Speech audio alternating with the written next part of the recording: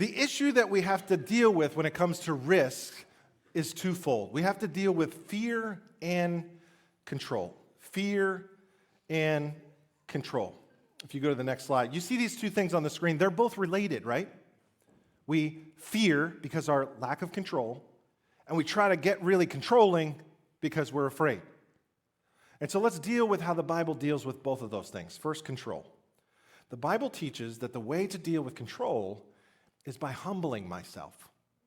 The issue is I got to acknowledge that I don't know, that I can't really manage all this stuff. 3,000 years ago, Solomon is telling me 4 times in a row, you don't know, you don't know, you don't know, you don't know. God is God, you're not God. Humble yourself and recognize you're not the one in charge, Dave. You can't manage everything. God's in control, you're not. There's one who can manage all this. His name is Jesus Christ. You can trust him. He's always good all the time he's always good.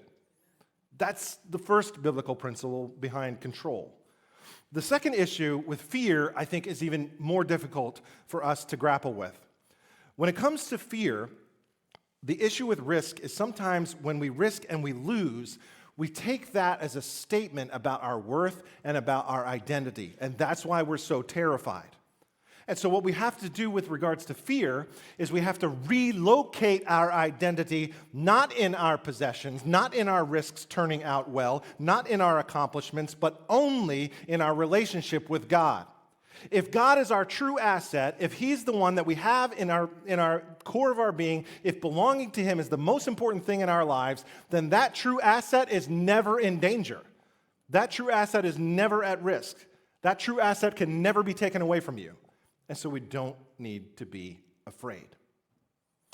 John picked out a song that we're going to sing later that speaks to this reality. And here's some of the verses in that perfect song. The writer says, "My worth is not in what I own, not in the strength of flesh and bone. My worth is not in skill or name, in win or lose, in pride or shame. As summer flowers we fade and die, fame, youth, and beauty hurry by.